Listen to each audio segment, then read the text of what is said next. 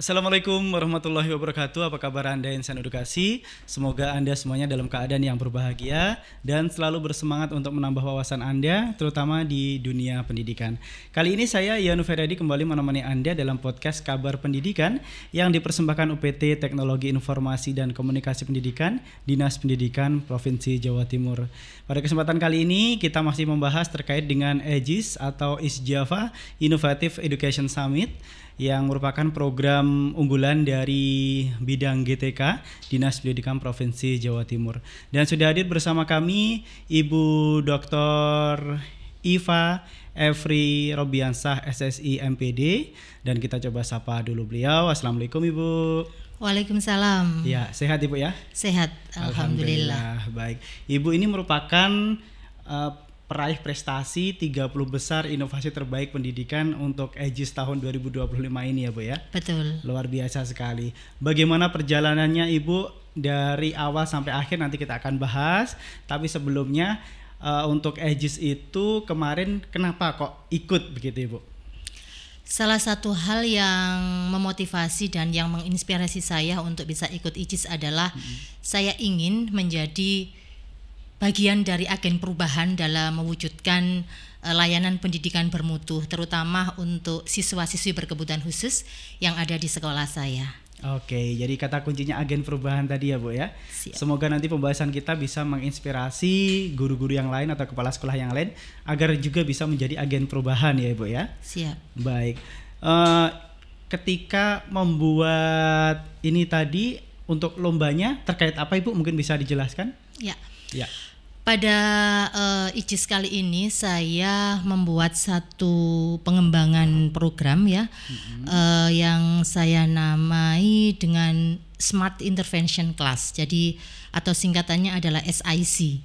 Jadi SIC ini merupakan kelas khusus atau kelas intervensi yang mengembangkan program-program kekhususan, dalam hal ini adalah dari program perkembangan untuk anak-anak berkebutuhan khusus yang ada di sekolah untuk mengoptimalkan komponen, dalam hal ini adalah kemampuan perkembangannya di SLB Negeri Pandaan, seperti itu.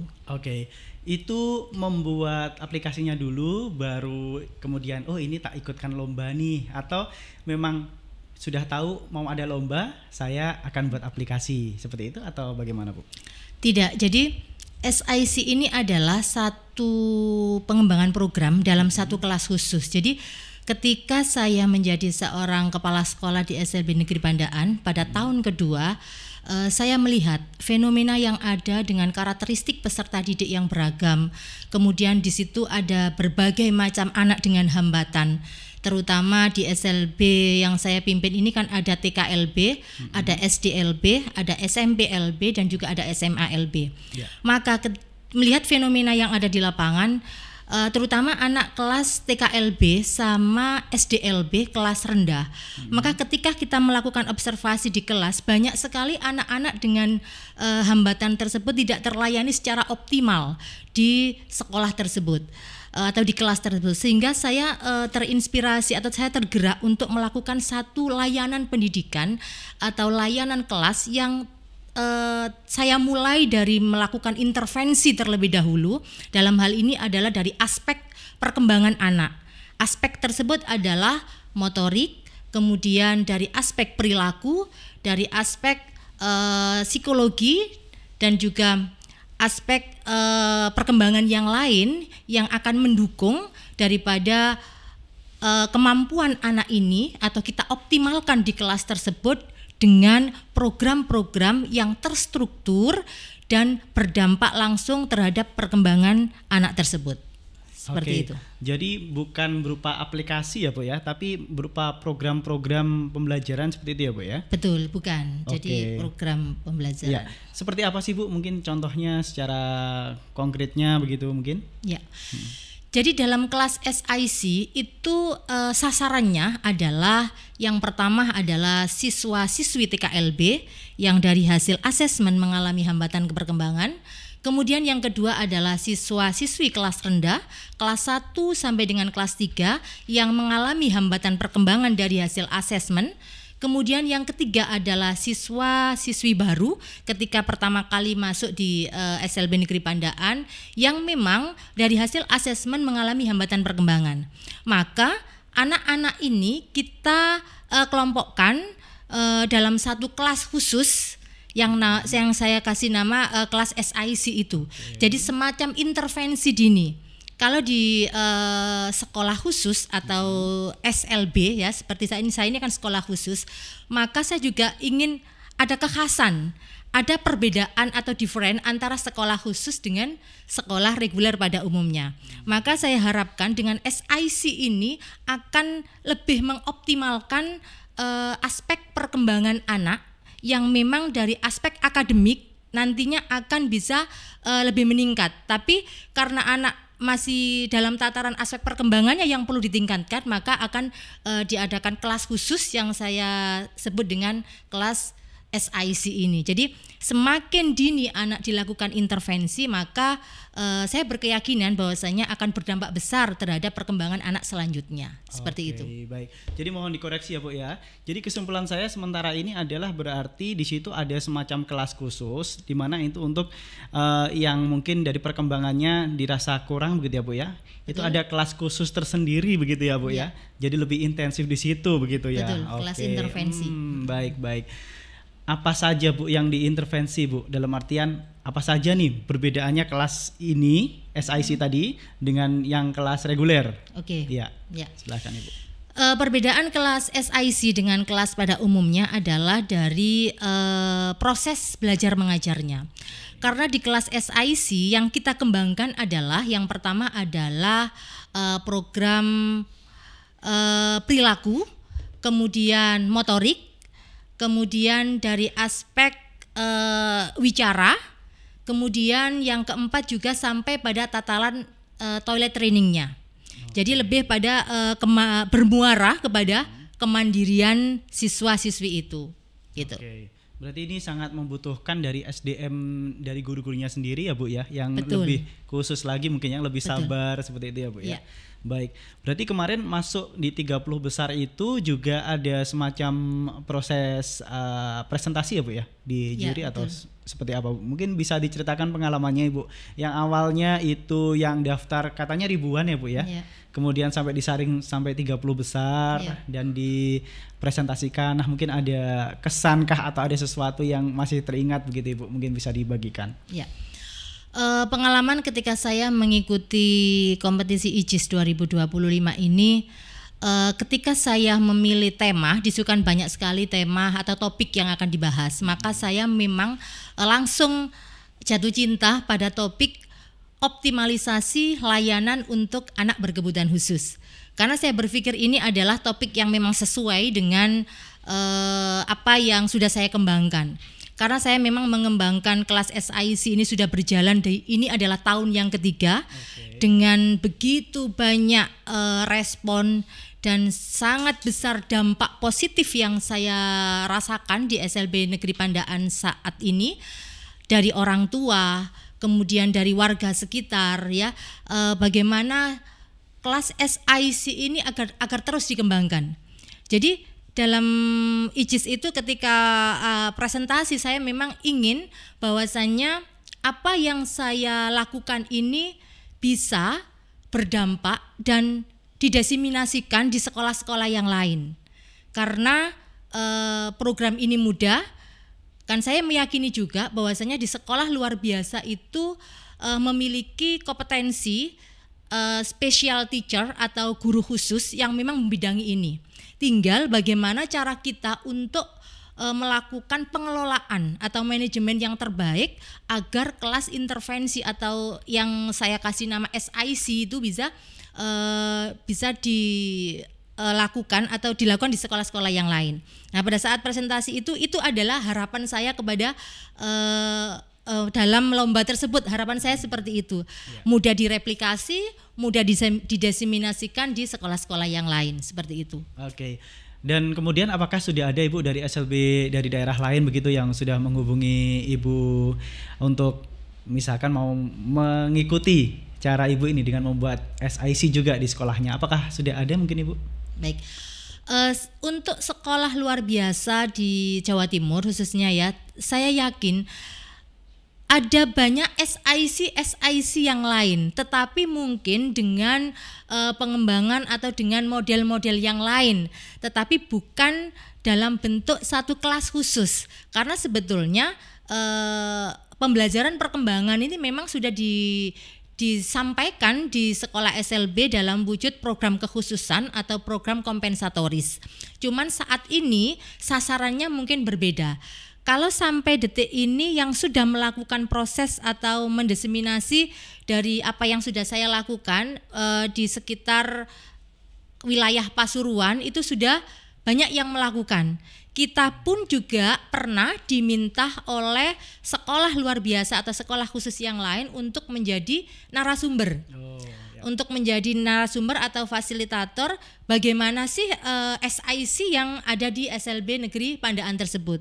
Mungkin ini merupakan jalan utama yang merupakan langkah kita untuk bisa mereplikasi SIC itu di sekolah SLB yang lain seperti itu. Jadi juga selain memberikan dampak di sekolah Ibu sendiri juga ternyata bisa jadi rujukan juga ya Bu ya dari sekolah lain. Baik. Kemudian apakah dari cabang dinas mungkin atau dari organisasi lain itu memberikan kontribusi atau seperti apa Ibu? Ya.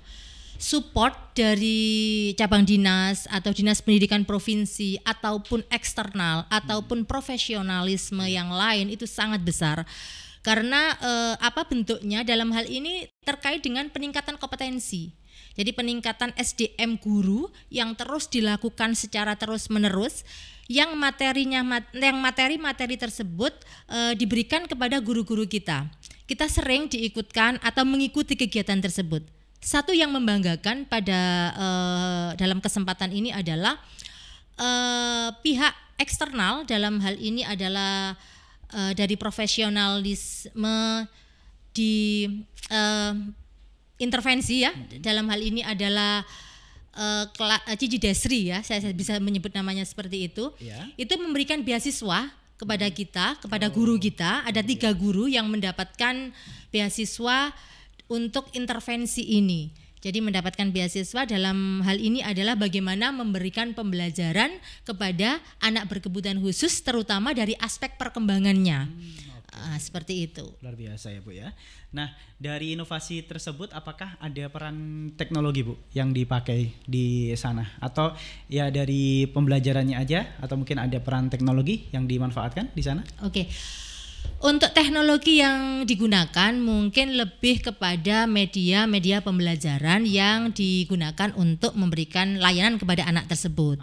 Nah, dalam hal ini pengembangan aplikasi ini pengembangan program ini saya tidak berhenti di sini saja, tetapi tindak lanjutnya ini memang saya masukkan ini dalam Smart Slasanda. Jadi SIC atau Smart Intervention Class ini panduannya sudah saya sediakan agar bisa direplikasi oleh sekolah yang lain dalam bentuk buku panduan elektronik yang sudah saya masukkan dalam satu platform Smart Slasanda. Ini pengembangan di tahun ini seketika saya setelah mendapatkan kejuaraan ini. Luar seperti itu. Ya, Bu, ya. Jadi kedepannya tadi ya Bu ya dengan rencana yang tadi ya mau membuat semacam buku digital kah atau seperti apa begitu ya Bu ya? Ya, kalau saat ini sudah ada buku panduan untuk SIC itu. Kedepannya saya ingin memasukkan program atau praktek baik yang sudah dilakukan oleh SLB Negeri Pandaan dalam memberikan layanan SIC ini dalam platform internal kita yang saya berikan nama Smart Sasanda.